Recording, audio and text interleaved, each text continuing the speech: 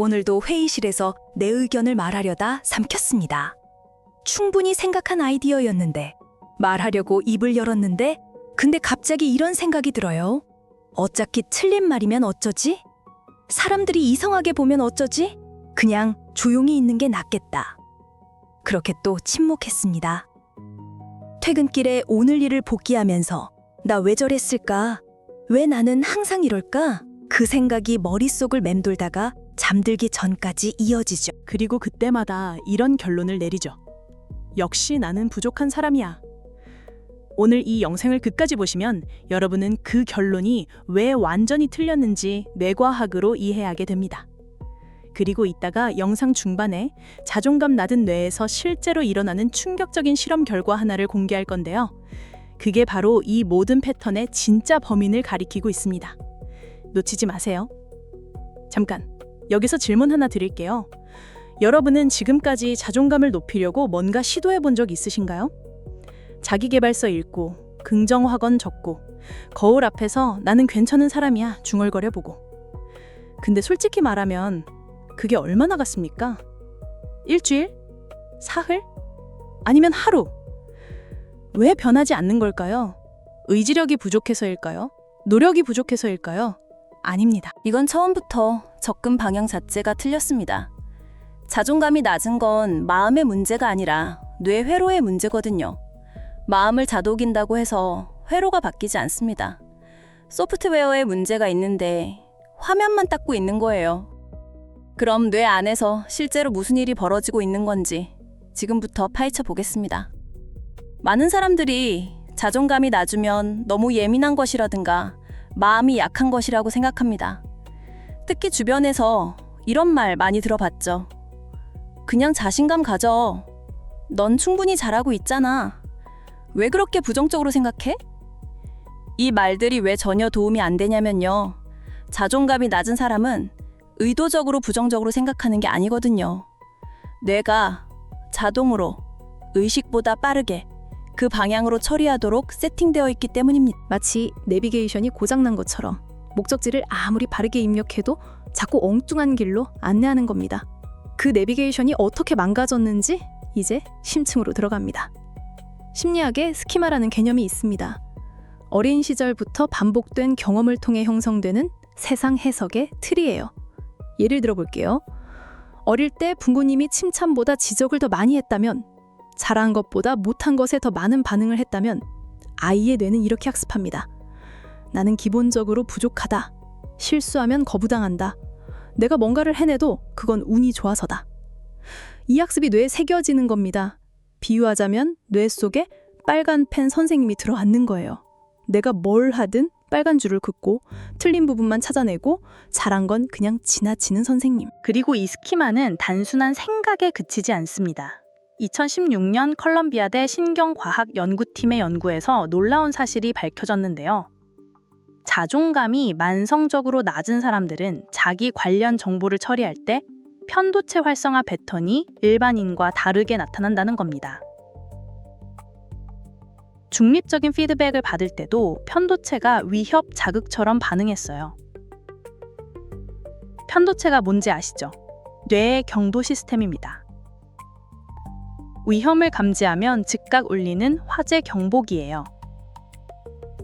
자존감이 낮은 뇌는 이 경보기가 오작동을 일으키고 있는 겁니다.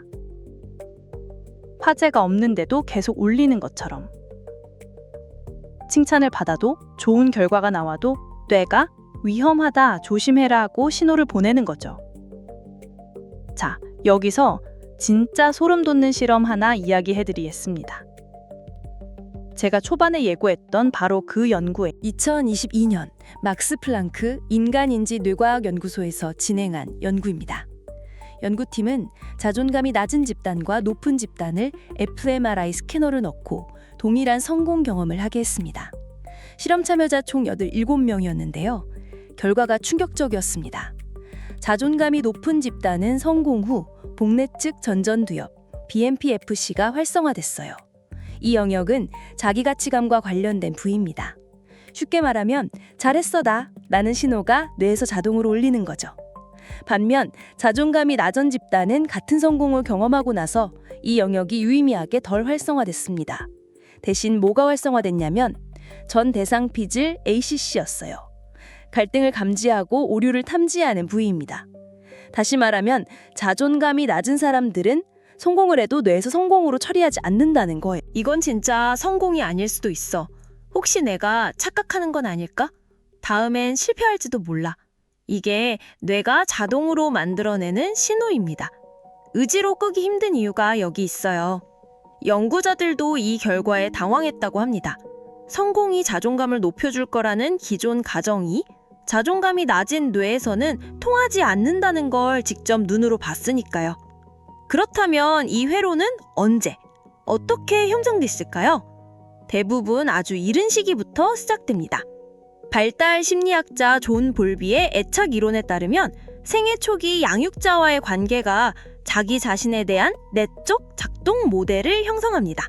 쉽게 말해 나는 사랑받을 가치가 있는 존재인가 아닌가에 대한 뇌의 기본 세팅이 3서의 사이에 상당 부분 결정된다는 거예요. 불안형 애착을 형성한 아이는 사랑받기 위해 완벽해야 한다고 학습합니다.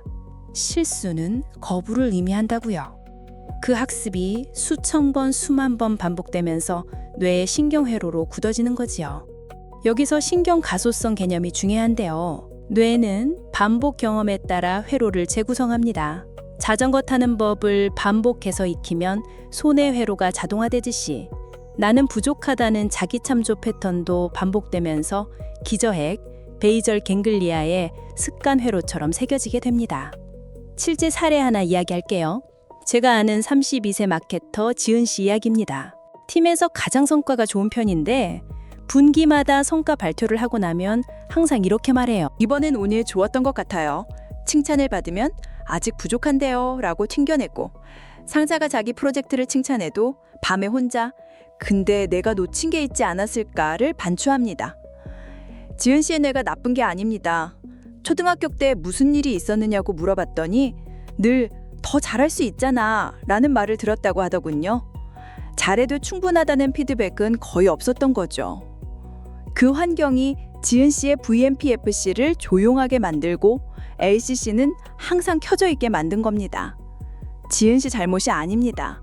여러분 잘못도 아닙니다. 자, 그럼 이제 핵심입니다. 이 회로를 바꿀 수 있을까요? 답부터 말씀드리면 바꿀 수 있습니다. 단 방식이 중요합니다. 뇌의 신경 가소성은 어느 나이에도 작동하거든요. 2019년 하버드 의대 신경과학팀의 연구에서 성인의 자기 참조 회로는 특정 개입을 반복했을 때 평균 8주 만에 유의미한 변화를 보였습니다. 이때 핵심은 억지로 긍정적으로 생각하기가 아니었어요. 회로를 겨냥한 정교한 개입이었습니다. 제가 오늘 드릴 전략 4가지 차례로 갈게요. 전략 1. 편도체 오작동에 이름 붙이기. 지금 경보기 울리고 있네? 이 한 문장이 생각보다 강력합니다. 2018년 UCLA 연구에서 감정에 언어 레이거를 붙이는 행위만으로도 편도체 활성화가 약 30% 감소했습니다. 감정을 억누르는 게 아닙니다. 그냥 이름을 붙이는 거예요. 오작동하는 경보기에 경보기야, 나 알아? 라고 인식하는 것만으로 뇌의 처리 방식이 달라집니다. 전략 2. 증거 기반 자기 진술 훈련. 나는 괜찮은 사람이야 라는 막연한 긍정 확언은 뇌에 안 먹힙니다. 왜냐면 VMPFC는 추상적 선언이 아니라 구체적 증거에 반응하거든요. 대신 이렇게 해보세요. 매일 밤 딱 한 가지만 쓰세요. 오늘 내가 한 것 중에 아무리 작아도 내가 노력한 게 있다면? 발표를 잘했든, 동료에게 커피 한 잔 챙겨줬든, 어제보다 10분 더 일찍 일어났든, 뇌가 성공 처리를 못하도록 막힌 회로를 작은 증거들로 조금씩 뚫어가는 겁니다. 이걸 학자들은 자기 결정 이론에서 유능감 경험 축적이라고 부릅니다. 한 번의 큰 성공이 아니라 작은 성공의 반복이 VMPFC를 다시 살리는 겁니다. 전략 3. 신체 안전 신호 보내기. 폴리베이글 이론 활용. 편도체를 진정시키는데 생각보다 몸이 훨씬 빠릅니다. 스티븐 포지스의 폴리베이글 이론에 따르면 미주신경을 자극하면 신경계가 안전 모드로 전환됩니다. 전쟁 준비 상태에서 평화 상태로. 방법은 단순합니다. 4초 들이쉬고 6초 내쉬기. 내쉬는 시간을 들이쉬는 시간보다 길게 하면 부교감 신경이 활성화되고 코르티솔 분비가 낮아지면서 편도체의 경보 음량이 줄어듭니다. 회의 전에, 누군가에게 피드백 받기 전에, 아니면 밤에 반추가 시작될 때 딱 5분만 해보세요. 30초면 됩니다. 전략 4. 자기 비판을 제3자 언어로 전환. 이건 제가 가장 중요하게 생각하는 전략입니다. 자존감이 낮은 사람들은 자기 자신에게 가장 가혹한 언어를 씁니다. 친한 친구가 실수했을 때 역시 넌 쓸모없어 라고 말하진 않잖아요. 그런데 본인에게는 그렇게 말한다. 이걸 바꾸는 방법이 있습니다. 자기 자신을 이름으로 부르는 겁니다. 심리학에서 이걸 자기 거리두기, self-distancing이라고 해요. 나는 왜 이럴까? 대신 지은이는 오늘 많이 힘들었겠다. 지은이가 실수했는데 어떻게 하면 나아질까?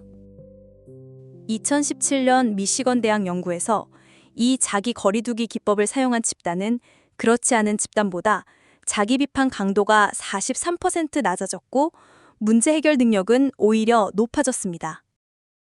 친구를 대하듯 자신을 대하세요. 뇌가 정말로 다르게 반응합니다.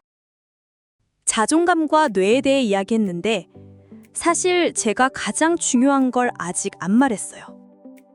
자존감이 낮은 뇌의 가장 교묘한 특징이 뭔지 아십니까? 스스로를 낮게 평가하는 게 안전하다고 뇌가 착각한다는 겁니다. 충격적이죠? 이게 무슨 말이냐면 자존감이 낮은 상태를 유지하는 게 뇌 입장에서는 손실 회피 전략이에요. 카너먼이 밝혔듯 뇌는 이익의 기쁨보다 손실의 고통을 2배 더 크게 처리합니다. 자존감을 높이려는 시도, 즉 나는 괜찮아 라고 믿으려는 시도는 뇌 입장에서는 리스크입니다. 믿었다가 또 실망하면 어떡하지? 기대했다가 거절당하면 어떡하지? 그러니까 변화가 느려도 다시 무너지는 것 같아도 그건 의지력의 실패가 아니라 뇌가 자기를 보호하려는 거예요. 여러분, 그 뇌를 이해해 주세요. 그리고 천천히 새로운 증거를 보여주세요. 정리해 드리겠습니다. 자존감이 낮은 것은 의지력의 문제가 아닙니다. 성격의 문제도 아닙니다. 어린 시절 반복된 경험이 스키마를 형성하고 그 스키마가 편도체를 과활성화하고 VMPFC가 성공 신호를 제대로 처리하지 못하게 막고 기저핵에 나는 부족하다는 습관 회로가 새겨진 겁니다. 그건 뇌가 생존하려고 한 결과입니다. 여러분의 뇌는 여러분을 보호하려 했던 겁니다. 방식이 틀렸을 뿐. 하지만 뇌는 바뀝니다. 신경 가소성은 죽을 때까지 작동합니다. 오늘 드린 4가지 전략을 기억해 주세요. 편도체 오작동에 이름 붙이기, 증거 기반 자기 진술, 미주신경 호흡으로 안전 신호 보내기, 그리고 자기 거리두기 언어 전환. 한 번에 다 할 필요 없습니다. 오늘 딱 하나만 해보세요. 작은 증거 하나가 오작동하는 회로에 새로운 길을 내기 시작합니다. 자전거 타는 법을 배울 때처럼 처음엔 넘어져도 됩니다. 뇌는 반복을 기억하거든요. 여러분은 부족한 사람이 아닙니다. 잘못 세팅된 경보기를 달고 살았던 겁니다. 이제 그 경보기를 다시 조정할 차례입니다. 이 영상이 도움이 됐다면 구독과 좋아요 부탁드립니다. 댓글에 오늘 내가 노력한 것 한 가지를 적어주세요. 여러분의 VMPFC를 위한 첫 번째 증거가 될 겁니다. 다음 영상에서는 왜 나는 화가 나도 화를 못 낼까? 감정 어가대 뇌과학을 다룰 예정입니다. 기대해주세요.